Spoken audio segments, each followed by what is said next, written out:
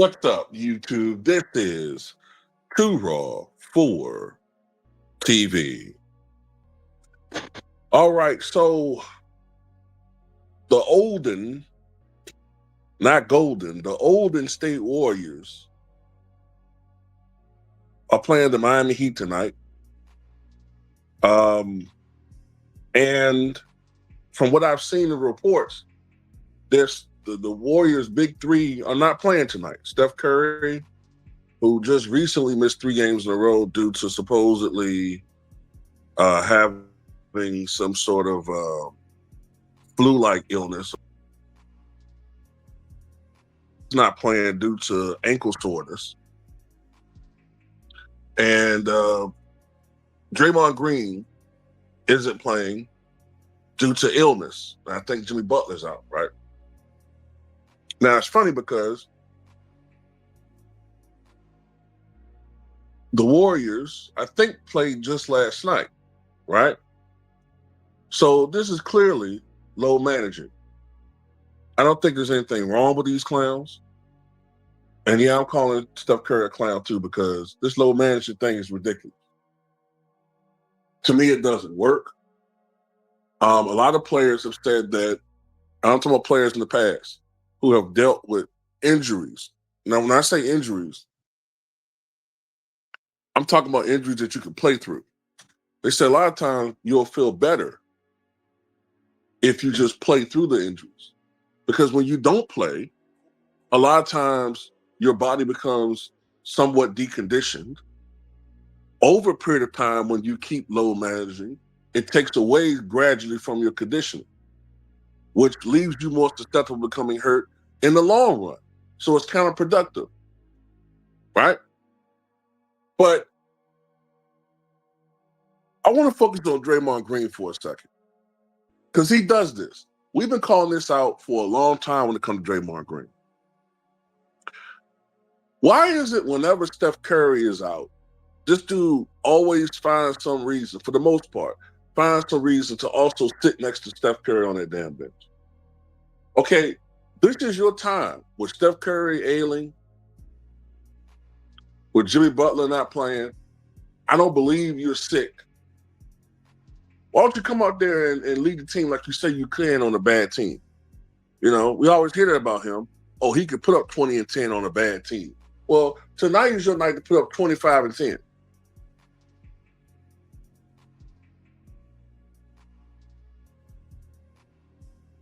When is the media going to call this dude out for being the bum that he is?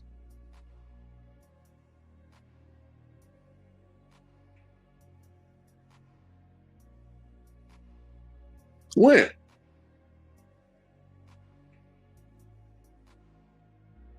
At the end of the day, and when I say bum, I'm not saying he doesn't have some skill set as a basketball player. I'm talking about when you start calling people Hall of Famers. You can't convince me, nobody can convince me that Draymond Green is a Hall of Famer, but Terry Cummings isn't a Hall of Famer peak for peak. Nobody can convince me that Draymond Green is a Hall of Famer, but Tom Chambers, no matter how short his peak was, he's not a Hall of Famer. If you're going to put Draymond Green in the Hall of Fame, then Joe Johnson's a Hall of Fame. If Draymond Green's in the Hall of Fame, or going to be in the Hall of Fame, then Glenn Rice should be in the Hall of Fame. If he's in the Hall of Fame, then Kevin Johnson should be in the Hall of Fame. I'm sorry. I will never take the Hall of Fame seriously if they put this clown in the Hall of Fame. It will be relegated to WWE status.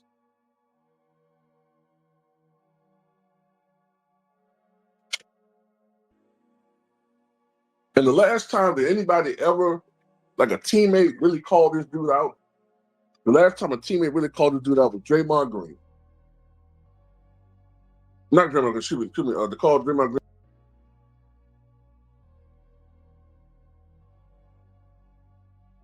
And because the media is so pro clutch sports, Draymond Green got away with assault. That wasn't a fight between two teammates.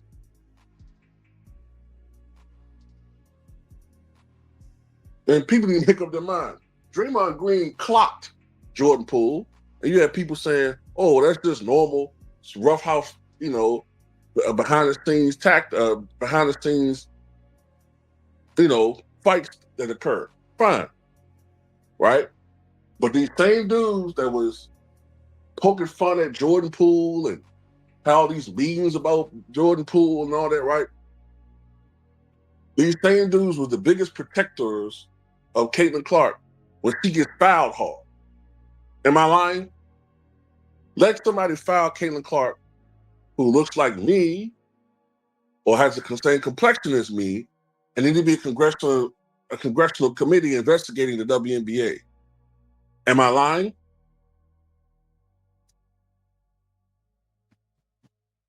You got Steve Kerr talking about something. Oh, these guys play back to. Come on, Steve Kerr, you played with Tim Duncan. You played with David Robinson. You played with Michael Jordan, Scott Pippen.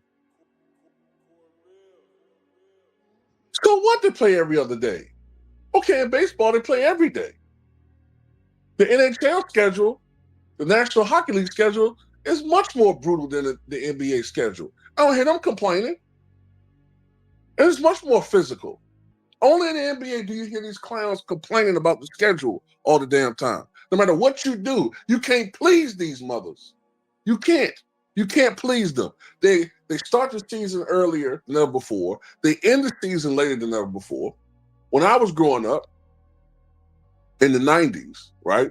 Well, the early 90s, this NBA season used to start in like the second week of November. And it used to end the first week of April. Now the season starts damn near the middle of October, way before Halloween, and the season ends like the second week of April, sometimes the third week of April. The All-Star break has been extended from 3 to 4 days to an entire week.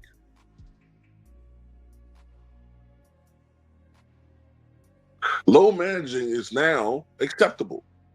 You got fans that argue for low managing, which doesn't make any sense to me. It baffles my mind because that's like you paying the same price for a Big Mac, but the Big Mac is smaller now. Oh, I forgot that has happened.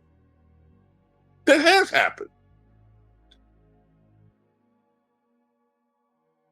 You paying the same price for a Whopper, but it's 40% smaller now.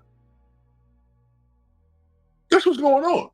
It's like us getting those big bag of chips. We used to grow up. You remember when we were growing up, man? And you get those big bag of Ruffles chips, and you got your dip there, and you used to open up the bag, and the damn chips was damn near at the top.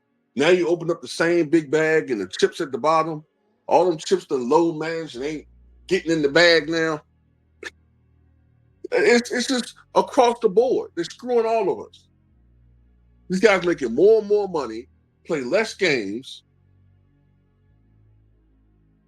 You got to spend, they've proven it now, you have to spend $650 annually as far as packages and streaming sites just to watch all the games. 20 years ago, we just had to spend $150. Now it's $650. And you have a commissioner that tries to justify it by saying, oh, well, it's just a highlight league anyway. I know I'm ranting about other stuff, man. I'm just tired of it, man. We're not even quite 1 month into this season, and we already got all these guys low managing. We already got all these guys hurt. All of them got the same supposed injury. And let me ask you this question before I end this video.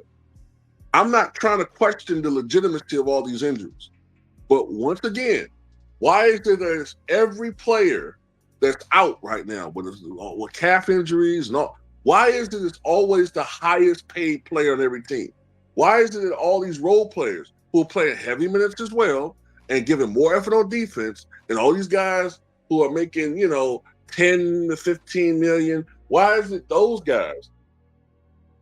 Why is it those players seem to never get hurt? Why is it those players, the role players, that play 70, 75, 80 games a year? Why is the guys that the teams invest the most money in, why are those the dudes that only play 40, 50, 60 games a year? Think about it. That's why I question legitimacy of some of these injuries. I do.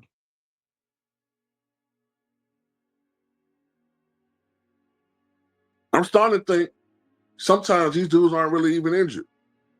I think sometimes a guy might tweak a calf muscle.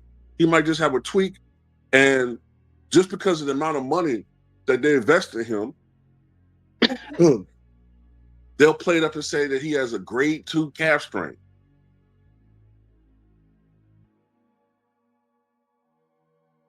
And most of these guys, hell, they'll sit as long as they're still getting paid.